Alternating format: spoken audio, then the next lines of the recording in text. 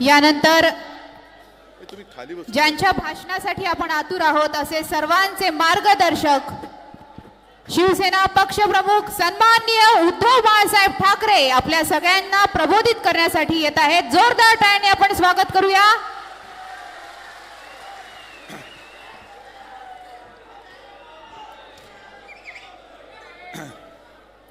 जमलेल्या माझ्या तमाम महाराष्ट्रप्रेमी बांधवांनो, भगिनींनो आणि मातांनो, माझी भाषणाची सुरुवात बरोबर आहे ना रे? सगळे महाराष्ट्रप्रेमी आहात ना इकडे? कारण ही निवडणूक महाविकास आघाडी आणि महायुती अशी नाही आहे, तर महाराष्ट्रप्रेमी आणि महाराष्ट्रद्रोही यांच्यामधली ही लढत आहे. आपण सगळेजण महाराष्ट्रप्रेमी म्हणून एकवटलेलो आहोत आणि पलीकडे सगळे महाराष्ट्रद्रोही आहेत. मी एवढ्यासाठी महाराष्ट्रद्रोही त्यांना म्हणतोय की एक तर आपलं चांगलं चाललेलं सरकार गद्दारी करून पाडलं. जी गद्दारी महाराष्ट्राच्या रक्तामध्ये नाही ती त्यांच्या रक्तामध्ये आहे, म्हणून ते पहिले महाराष्ट्रद्रोही आहेत. त्याच्यानंतर महाराष्ट्राच्या हक्काचं जे काही होतं आणि आहे ते ओरबाडून कुठे नेत आहेत? जिथे नेतात तिथपर्यंत आवाज गेला पाहिजे. कुठे नेत आहेत? मग तुमच्या हक्काचं ओरबाडून तिकडे नेत आहेत. मग हे महाराष्ट्रप्रेमी होऊ शकतात? आणि म्हणूनच मी मैदानात उतरलेलो आहे. मला अभिमान आहे एका गोष्टीचा की महाविकास आघाडी आता एवढी मिळून मिसळून काम करते. इकडे आपलं तुपलं काही नाही आहे. जे काय करतोय आपण ते महाराष्ट्राच्या हिताचं करतोय. आणि वानखेडेजी, मी तुम्हाला खास धन्यवाद देतोय. गेल्या वेळेला तसं पाहिलं तर लोकसभेची ही जागा ही सातत्याने तुम्ही शिवसेनेला देत आलात, निवडून शिवसेनेला देत आलात. ठीक आहे, 19 साली जरा गडबड झाली. गद्दाराने तिकडे आधीच वाट लावली होती. आपला चांगला असलेला बालेकिल्ला त्याला त्यांनी तडा मारला, जागा गेली. पण जेव्हा यावेळीची निवडणूक आली आणि काँग्रेसने मागणी केली, मी म्हटलं ठीक आहे, उमेदवार कोण? ते म्हणाले आमचा चांगला उमेदवार आहे. म्हटलं कोण? त्यांनी वानखेडेजी तुमचं नाव सांगितलं आणि मी एका क्षणात सांगितलं दिली. एका क्षणात सांगितलं, कारण माणूस मला माहिती आहे, विधिमंडळामध्ये काम करणारा माणूस, माझ्या सोबत काम करणारा माणूस. आणि असा चांगला माणूस जर देशाच्या लोकसभेत जात असेल तर उगाच मी खेचाखेची कशाला करू? त्यांना जागा दिली. फक्त म्हटलं निवडून याल ना? ते म्हणाले साहेब 101 नाही, त्याच्यापेक्षा जेवढे टक्के लावाल तेवढे लावा, मी निवडून येणार. आणि आपण सगळ्यांनी कमाल केलीत. आपल्या हक्काच्या माणसाला दिल्लीत पाठवला आणि त्याच्यानंतर आता त्यांना पुन्हा धन्यवाद एवढ्यासाठी देतोय. म्हटलं लोकसभा तुम्हाला दिली, बसा. म्हटलं आता मला काहीतरी पाहिजे, बरोबर ना रे? मग दर्यापूर पाहिजे. आणि त्यांनी म्हणजे काँग्रेसने सुद्धा एका क्षणाचाही विलंब न होता सांगितलं साहेब नुसती देणार नाही तर निवडून आणून देणार.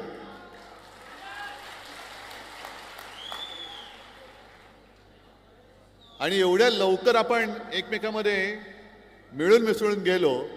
मी खरंच तुम्हाला हात जोडून धन्यवाद सांगतोय. धन्यवाद की आव्हान अजूनही संपलेलं नाही. लोकसभेला आपण दाखवून दिलं, महाराष्ट्राने दाखवून दिलं. म्हणजे अगदी छत्रपती शिवाजी महाराजांना अभिमान वाटेल असं कर्तृत्व महाराष्ट्राने दाखवलं.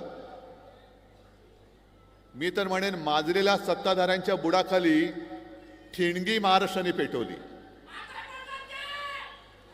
महाराष्ट्राने ठिणगी पेटवली. कारण एक काळ असा होता गेले 10 वर्षाचा, आपण सगळे त्यांच्यासोबत होतो. 40च्या वरती खासदार आले होते. आणखीन काय द्यायचं बाकी होतं? खासदार दिले, आमदार दिले, वरची सत्ता दिली, खालची सत्ता दिली. त्यांच्या डोक्यात हवा गेली. मग हवा काढायला नको? हे आपल्यामुळे म्हणजे सर्वसामान्य जनतेच्या आशीर्वादाने हे गॅसचे फुगे जे फुगले आणि वरती वरती आकाशात जायला लागले. टाचणी मारली, आला फुगा खाली. आता पुन्हा एकदा करून दाखवायचंय. एकदा आपण करून दाखवलं. इथले सुद्धा जे काही खासदार होते, कोणत्या बस्तीमध्ये होते, काय होते, तुम्हाला सगळं माहिती आहे. पण एका साध्या व्यक्तीने तुमच्या सगळ्यांच्या आशीर्वादाने तो जो एक गर्व होता, अहंकार होता, मी तर म्हणेन त्याला पायदळी तोडून टाकला, त्याचा सुपडा साफ करून टाकला. हेच कर्तृत्व याही वेळेला करायचंय. पुन्हा एक साधा माणूस आपण दिलेला आहे. गजाननाच्या हातामध्ये मशाल दिलेली आहे आणि समोर कोण उभा आहे? हे ज्याने आपल्याशी गद्दारी केली आहे. बघा कसा मर्दगडी आहे.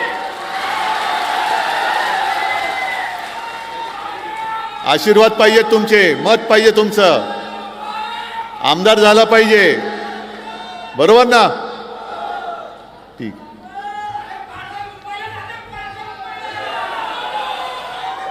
मी जिथे जिथे जातोय सभेला, मला भाषण करण्याची गरजच लागत नाहीये. लोक तुम्हीच बोलताय, तुम्हीच सांगताय 50 खोके एकदम ओके, गद्दारांना गाडून टाकणार, मशाल पेटवणार, हे सगळे जनताच बोलते.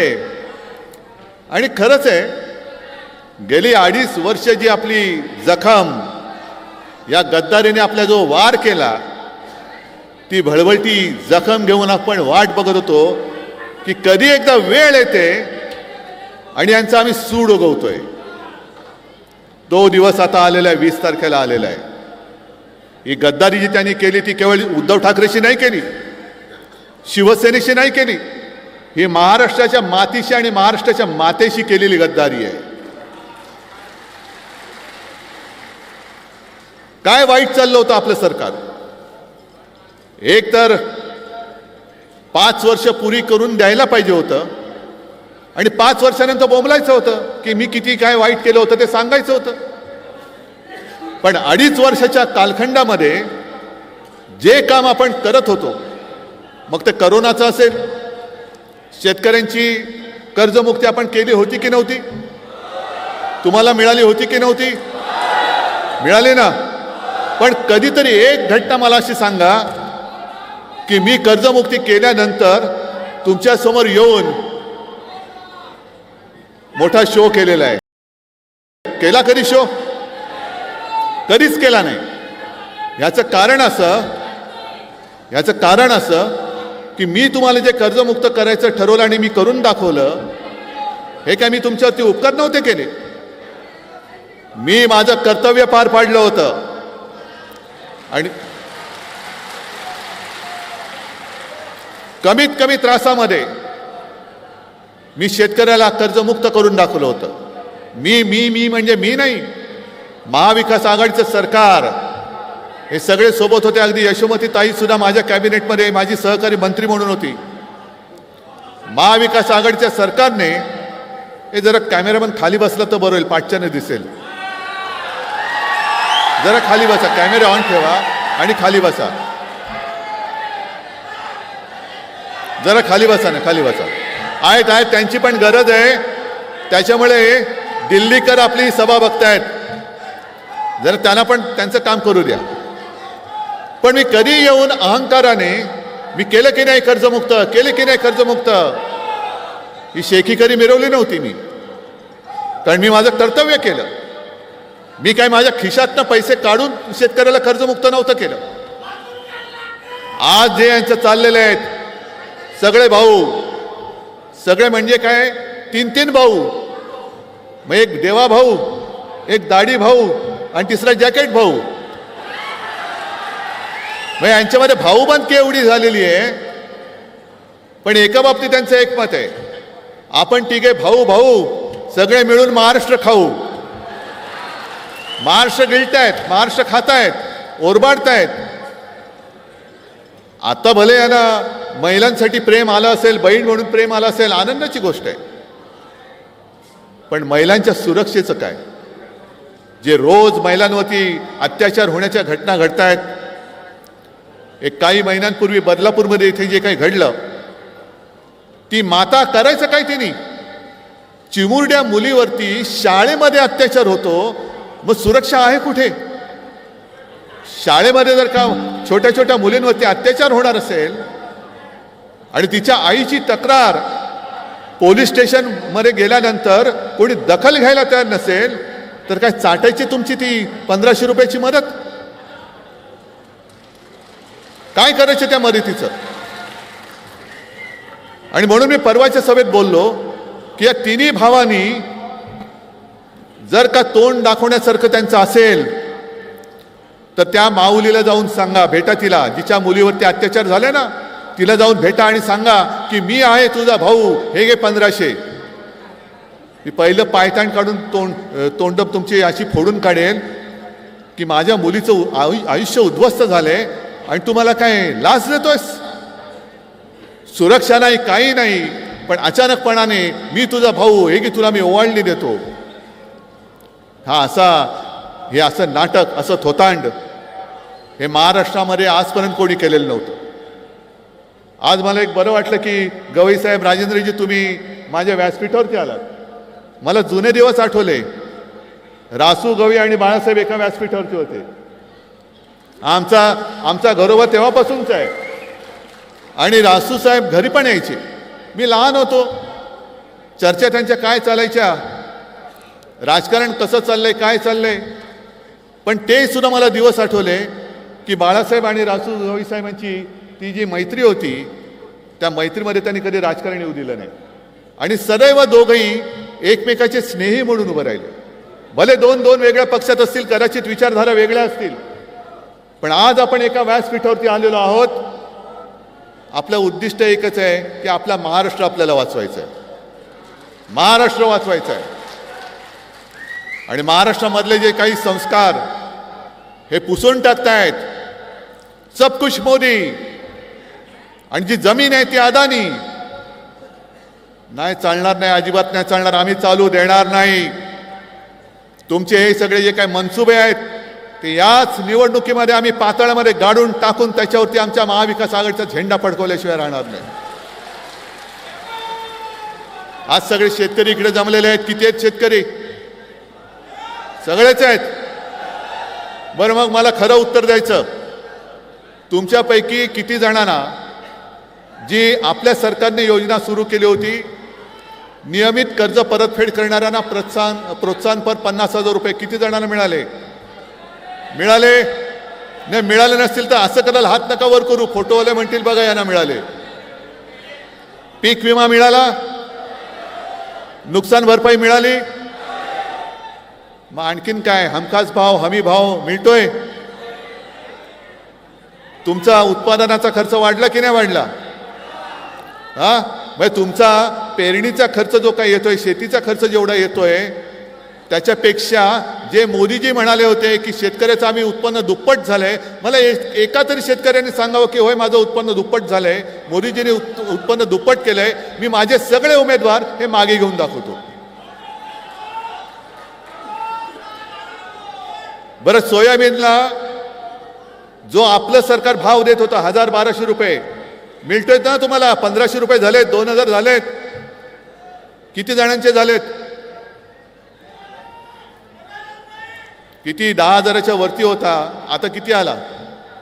4,000, 4,500, 3,000. म्हणजे उलटी गिनती सुरू झालेली आहे. कापूस खरेदी होतोय, डाळ होते, सोयाबीनचे भाव पडतायत. कारण केंद्र सरकार जे आहे ते डाळीला आयात शुल्क न लावता आयात करायला परवानगी देते. सोयाबीनचं सुद्धा तेच चाललेलं आहे. म्हणजे आपल्या डोक्यावरती आपण इथे अमरावतीत जरी त्यांचा पराभव केला तरी इतरत्र देशामध्ये ते जे काय त्यांना तुटपुंज यश मिळालं, अजूनही ते महाराष्ट्रावरती अन्याय करतायत. परदेशातून डाळी आणतायत, इथल्या माझ्या शेतकऱ्याचा डाळीचा भाव पाडून टाकतायत. परदेशातून तेल आणतायत, इकडे माझ्या सोयाबीनचा भाव पाडून टाकतायत. कापूस असाच चढतोय. खरेदी केंद्र अजून सुरू होत आहेत? नाही होत. खरेदी केंद्र सुरू झालं तर म्हणतात तुझा कापूस ओला आहे. हे भले बसले त्या कापसाच्या गादीवरती राज्य करत, यांच्या गादीतला कापूस आता तुम्हाला काढावा लागेल. गादीतला कापूस काढा पहिल्यांदा. मग काय दिलं काय तुम्ही महाराष्ट्राला? आमचं सरकार तुम्ही पाडलं. मी म्हणे बाळासाहेबांचे विचार सोडले. काय सोडले होते विचार? मी हिंदुत्व सोडलं वाटते तुम्हाला कोणाला? पण ह्यांचं म्हणतील, भाजप जे म्हणेल ते हिंदुत्व मी मानायला तयार नाही, अजिबात तयार नाहीये. कारण आमचं हिंदुत्व असं आहे की हृदयामध्ये राम आणि हाताला काम देणारं आमचं हिंदुत्व आहे. घरातली चूल पेटवणारं आमचं हिंदुत्व आहे. घर पेटवणारं हिंदुत्व, घर पेटवणारं हिंदुत्व मला मान्य नाहीये. तुम्ही मारामाऱ्या लावतायत, हिंदू मुस्लिम वाद करतायत, हिंदूंमध्ये पुन्हा मारामाऱ्या, मराठीमध्ये मारामाऱ्या. कशाला? नुसती सत्ता पाहिजे म्हणून? अरे चांगलं काम केलं असतं ना तर या जनतेने तुम्हाला आज सुद्धा डोक्यावर घेऊन नाचले असते. तुम्हाला काही करण्याची गरज, थापा मारण्याची गरजच लागली नसती. जर तुम्ही माझ्या शेतकऱ्याला आत्ता सांगताय तुम्ही कर्जमुक्त करणार, मग 2.5 वर्ष कशाला अंडी उभवलीत? आता तुमच्या सगळ्या योजना बाहेर पडतायत. महिलांना आम्ही अमुक देऊ, युवकांना तमुक देऊ. मग काल परवापासून मी जाहीर केलेलं आहे, जसं मनोहर जोशी मुख्यमंत्री असताना आपण 5 जीवनावश्यक वस्तूंचे भाव, मग त्याच्यामध्ये तेल, साखर, डाळ, तांदूळ, गहू, हे 5ही जीवनावश्यक वस्तूंचे भाव माझ्या शेतकऱ्याचं 1 रुपया सुद्धा नुकसान होऊ न देता मी त्याचे भाव स्थिर ठेवून दाखवणार आहे. शेतकऱ्याचं नुकसान होऊ देणार नाही. शेतकऱ्याला त्याचा हमी भाव असेल, नुसता हमी भाव नाही, मी तर म्हणतो त्याला हमखास भाव देऊन मी माझ्या बाकीच्या जनतेला 5 जीवनावश्यक वस्तूंचे भाव स्थिर ठेवून दाखवेन. आता काही जणांची काही स्फूर्तिस्थानं असतात, प्रेरणास्थानं असतात. मी परवा जाहीर केलं आणि मी आज तुम्हाला प्रश्न विचारतोय. आपलं सरकार आल्यानंतर मी महाराष्ट्राच्या प्रत्येक जिल्ह्यात आणि सुरतेला सुद्धा छत्रपती शिवाजी महाराजांचं मंदिर उभारणार आहे. तुम्हाला मान्य आहे की नाही? अरे हे दैवत जर का झालं नसतं तर मोदीजी तुम्ही दिल्ली बघितलीच नसती. आज हे काय थया नाचतायत, कोणाच्या जीवावर नाचताय? छत्रपती शिवाजी महाराजांचा तुम्ही ईव्हीएम सारखा उपयोग करता. निवडणुका आल्यानंतर गेल्या लोकसभेच्या आधी काय मोठे वाजत गाजत आमचे पंतप्रधान आले होते, कोकणात गेले आणि तिकडे पुतळा उभारला. म्हणजे सिंधुदुर्ग जो छत्रपती शिवाजी महाराजांनी बांधलाय, 350-400 वर्ष झाली तरी सुद्धा तसाच त्या सागरांच्या लाटेला तोंड देऊन तो सिंधुदुर्ग. आणि मग यांनी घाईघाईने तो नौदल दिन साजरा केला, एक पुतळा उभा केला आपला छत्रपती शिवाजी महाराजांचा. 8 महिन्याच्या आत तो पुतळा कोसळून पडला. 8 महिन्यात आमच्या दैवताचा पुतळा पडतो. पण केवळ आणि केवळ निवडणुका लोकसभेच्या तोंडावर होत्या म्हणून आम्ही छत्रपती शिवाजी महाराजांचे भक्त आहोत, आम्हाला मतं द्या म्हणून तुम्ही ते नाटक केलं. अशुभ हाताने उभारलेला पुतळा महाराजांना सुद्धा ते सहन नाही झालं. पण तुम्ही नालायकांनो त्या पुतळ्यामध्ये सुद्धा पैसे खाल्लेत, भ्रष्टाचार केला आणि माझ्या दैवताचा पुतळा पडला तरी तुम्हाला त्याची किंमत नाहीये.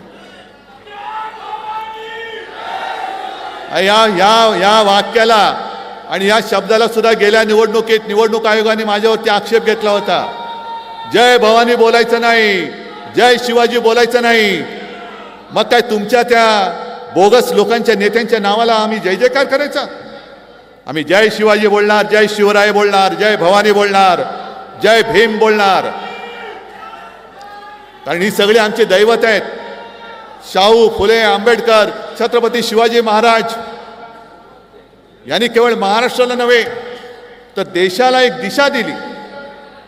पण मी शिवाजी महाराजांचं मंदिर प्रत्येक जिल्ह्यात उभारणार, अगदी सुरतला सुद्धा उभारणार म्हटल्यानंतर देवेंद्र फडणवीसांनी मला आव्हान दिलं. आव्हान माहितीये का? आव्हान दिलं.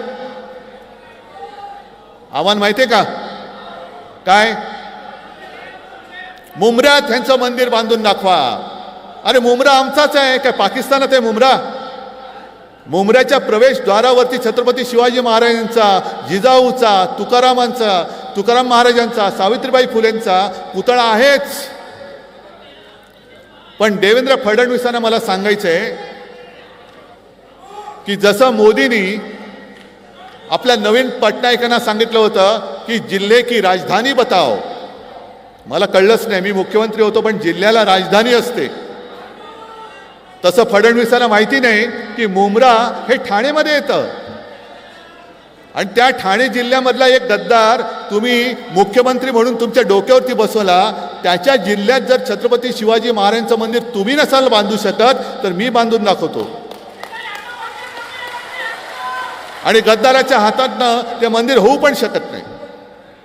पण महाराजांचं मंदिर उभारतो म्हटल्यानंतर काय अंगाची लाई झाली, तीळ पापड झाला. महाराजांचं मंदिर बांधणार म्हणजे काय होणार. मग दुसरा प्रश्न मी त्यांना विचारतो की तो राजकोटला जो पुतळा तुम्ही उभारला होतात वाऱ्यामुळे पडला.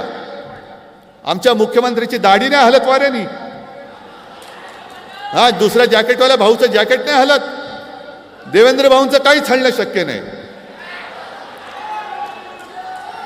पण मग दुसरा प्रश्न त्यांना मी विचारतो की पुतळा पडल्यानंतर दुर्घटना घडल्यानंतर ठीक आहे अजितदादांनी माफी मागितली, अगदी मोदींनी सुद्धा बडे जसं धमकी देतात तशी गुरमीमध्ये माफी मागितली.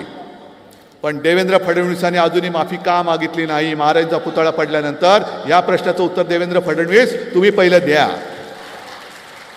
काय वाटेल ते बोलायचं? हे असं राजकारण तर चालूच राहील. पण आज मी सकाळी जसं परवापासून मी सुरुवात केली तसं आजपासून मी एक नवीन सुरुवात केलेली आहे. हा एक वचननामा खिशात ठेवील असा त्याचं प्रकाशन मी केलं आणि मग मी तुमच्यासमोर आलो. म्हणून मला यायला थोडा उशीर झाला. काल महाविकास आघाडीच्या पंचसूत्रीचं प्रकाशन झालं. जनतेच्या चरणी आम्ही ते सादर केलं. पण मला असं वाटलं की महाविकास आघाडीचा वचननामा जो आहे, जाहीरनामा जो आहे, त्यातल्या काही गोष्टी आणि अधिक आपल्याला काही गोष्टी वाटतात ह्या माझ्या जनतेला आपण का द्यायच्या नाहीत. आणि म्हणून जो महाराष्ट्र आता हे लाचार करायला निघालेले आहेत, एक तर महाराष्ट्राला भिके कंगाल करायला निघालेले आहेत. काय त्यांची एक घोषणा आहे, बटेंगे तो कटेंगे. अरे बघतो ना कोण काटेंगे, कोण येतं काटायला बघतो मी. पण भाजपचा जो काय अजेंडा आहे कि बटेंगे आणि कटेंगे नहीं, हम महाराष्ट्र को लूटेंगे और हमारे दोस्तों को बांटेंगे. हम बांटने नहीं देंगे, हम लूटने नहीं देंगे.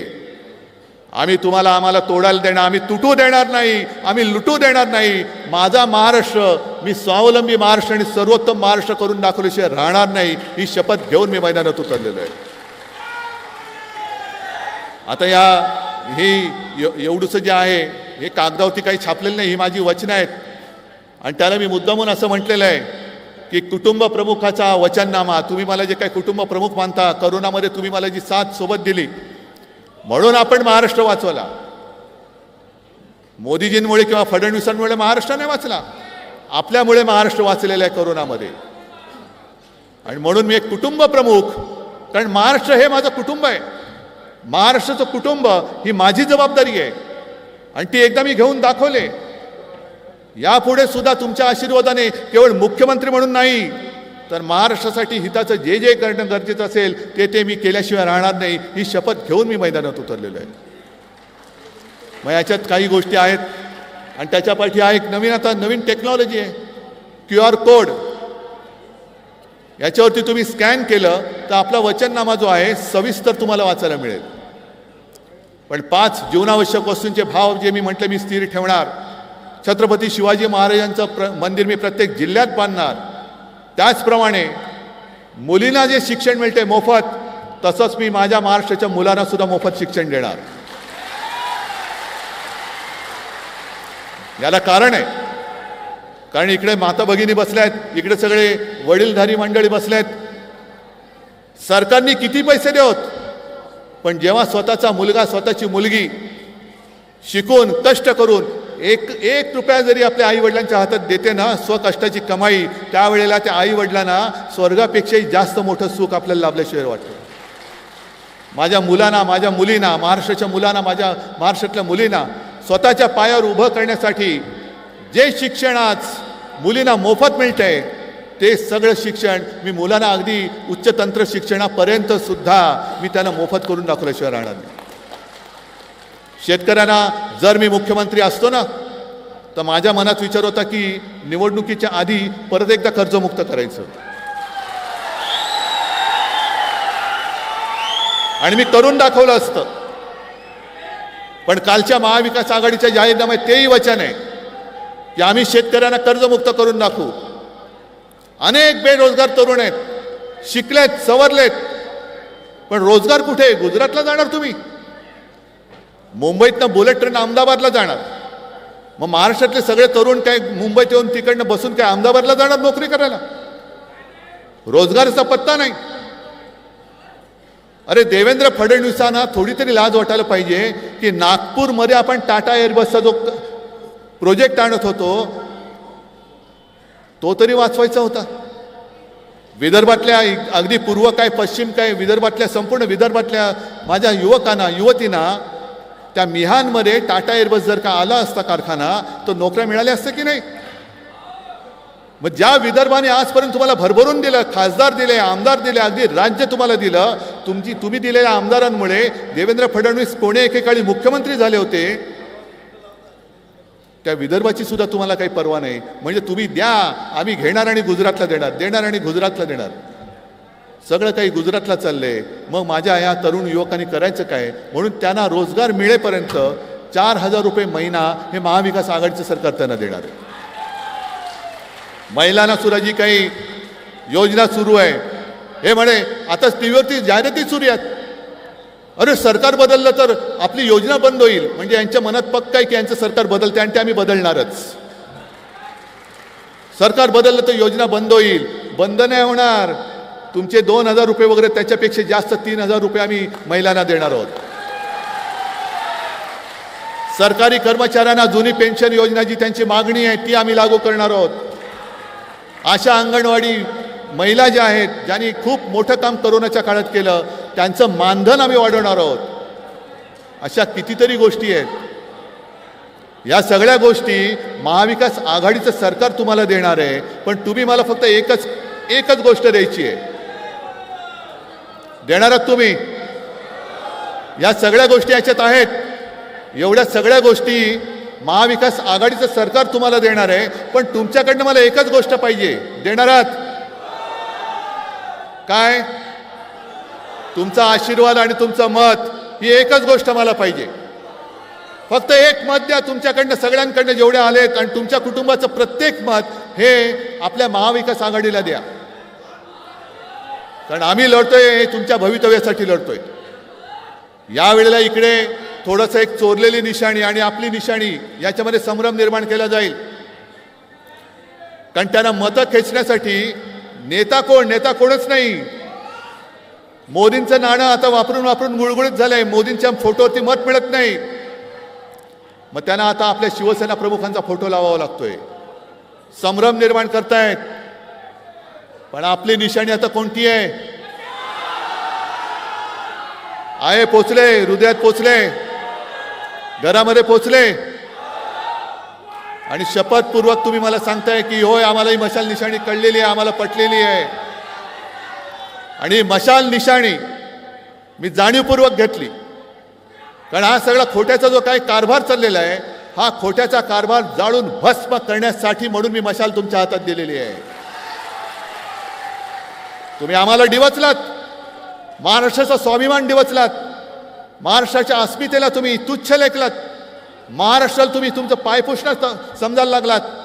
याद राखा, छत्रपती शिवरायाचा महाराष्ट्र हातात मशाल घेऊन तुमच्या कारभाराला आम्ही चोड लावून पेटून दिल्याशिवाय राहणार नाही. आणि दर्यापूर आणि अमरावती हा आपला बालेकिल्ला. आणि तुम्ही माझं पक्ष चिरलं, चिन्ह चोरलात. पण बघा ना आज माझ्याबरोबर किती लोक आलीत. तुम्ही एकटे पडलात, बाकी जनता माझ्यासोबत आली. जनता माझ्यासोबत आलेली आहे. आणि आपला उमेदवार